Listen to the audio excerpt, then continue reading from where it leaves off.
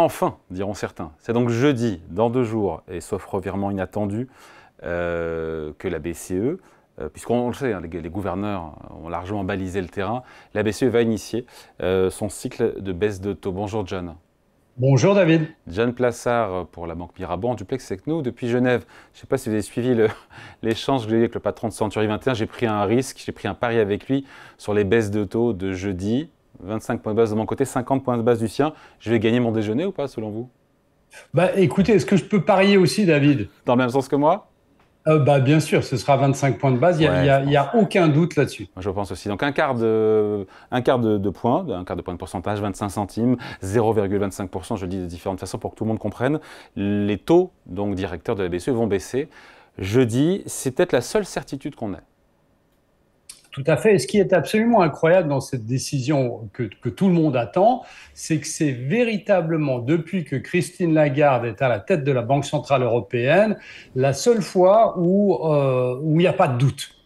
Pourquoi? Parce que elle a amené ses lieutenants, et elle-même d'ailleurs, à dire qu'il y avait une porte d'ouverture et que la Banque Centrale Européenne allait baisser ses taux en juin. Et donc, tout le monde attend ça, 25 points de base, c'est dit. La raison principale, pour faire très bref, c'est la baisse de l'inflation. Mais, la question que se pose tout le monde, puisque tout le monde essaie d'aller un peu plus loin, c'est combien de baisses de taux il y aura cette année. Eh ben Puisque justement, ce qui et what's paraissait next? C'est quoi l'étape d'après? On va en parler juste avant, John. Et c'est vraiment inimaginable d'imaginer que la BCE, jeudi, pourrait soit ne rien faire, soit baisser de 50 points de base. On exclut totalement ça.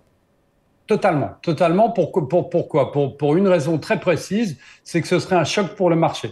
Si vous ne baissez pas les taux, c'est que vous ne maîtrisez pas l'inflation. Et je ne dis pas qu'elle le maîtrise, mais le message de la Banque centrale européenne, c'est de dire qu'elle maîtrise l'inflation et qu'elle accompagne cette inflation vers l'objectif qui est de 2%. Ça, c'est la première des raisons. La deuxième des raisons, c'est que si vous baissez de 50 points de base, c'est que y a une sorte de panique et que la croissance économique européenne, par exemple, serait en totale décélération et que la Banque centrale européenne aurait des visions d'une déflation ou d'une récession aux États-Unis imminente. Et c'est pas le cas. Donc, si elle le fait, c'est une erreur de politique monétaire qui restera dans les livres comme les erreurs qui ont été commises en 2022.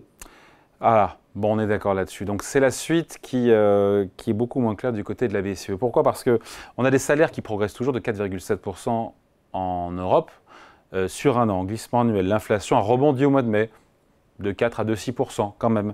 Et on se dit que tout ça pourrait pousser la BCE finalement à prendre son temps. Oui, tout à fait. Alors aujourd'hui, juste pour qu'on mette en image le consensus attend deux baisses de taux au total cette année à 9%, trois baisses de taux à 70% et quatre baisses à 21% environ. Ça, c'est les estimations avant la réunion de jeudi.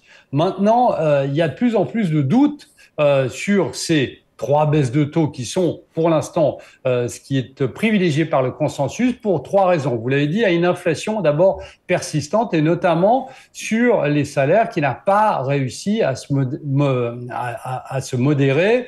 On a une pression sur les prix, en particulier sur le secteur des services, donc l'hôtellerie, la restauration, etc., qui pourrait prendre plus de temps qu'attendu pour s'atténuer. Et on a vu qu'on a eu une inflation qui a rebondi le mois dernier. Alors, c'est un chiffre. Hein. La deuxième des choses, c'est que c'est au niveau de l'économie, la vigueur de l'économie. Si on regarde l'économie des 20 pays qui a rebondi plus fortement que prévu après la légère récession qu'on avait eue au deuxième semestre de l'année passée. Donc ça va mieux et notamment grâce à l'emploi, au marché du travail qui reste extrêmement vigoureux. Je vous rappelle quand même, David, que le taux de chômage en zone euro a atteint un niveau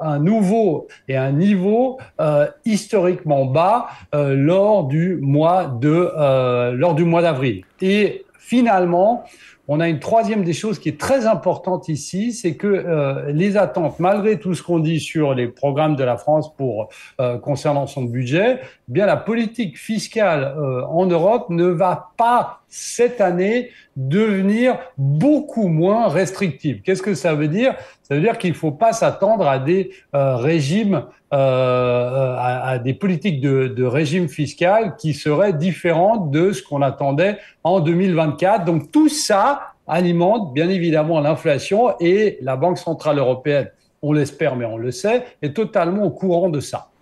Donc on finit là-dessus. Donc le plus probable, ça sera 2 ou 3 baisses de taux cette année.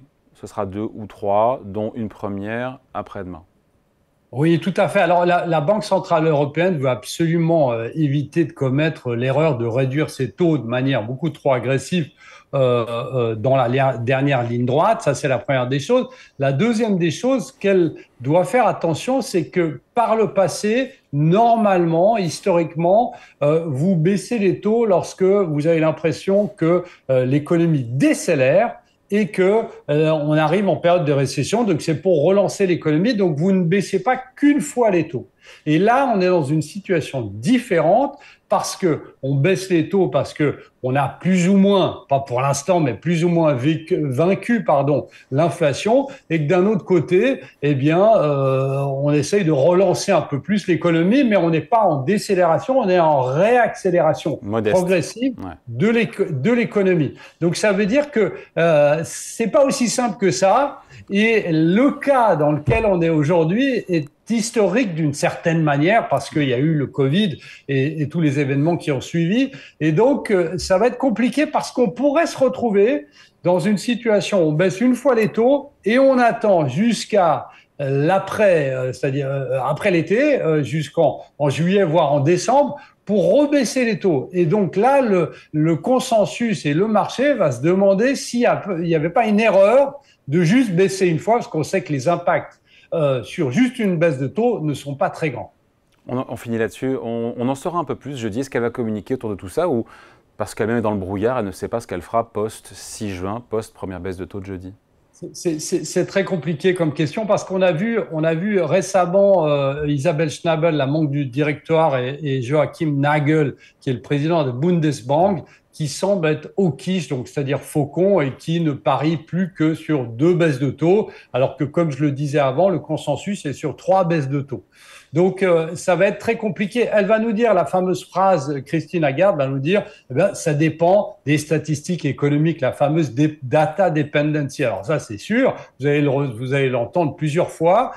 Et donc, ça va être compliqué parce que si c'est la data dependency, il suffit que le prochain chiffre de l'inflation soit légèrement supérieur, qu'il soit stable, eh bien, pour que tout le monde se dise qu'effectivement, eh bien, la Banque centrale. La Banque centrale européenne a peut-être fait un mauvais choix et va laisser ses taux au niveau d'après les 25 points de base qui vont être baissés jeudi. Ça serait une mauvaise nouvelle pour les marchés si elle s'arrêtait jusqu'à fin 2024 après le geste qu'elle fera après-demain. Oui, c'est un coup d'épée dans l'eau d'une certaine manière. C'est de dire au marché, on a essayé, ça n'a pas marché, donc on reste comme on était avant. Donc c'est comme si vous avez utilisé une de vos armes, entre guillemets, qui est de baisser les taux, et tout d'un coup vous dites que non, effectivement, on a fait une erreur. Clairement, c'est de dire on a fait une erreur. Allez, merci beaucoup. J'espère qu'on en saura un peu plus et on scrutera ça sur Boursorama, donc cette réunion de jeudi de la Banque centrale européenne. Explication signée John Plassard pour la Banque Mirabeau, en duplex avec nous depuis Genève. Merci John. Très bonne journée. Salut.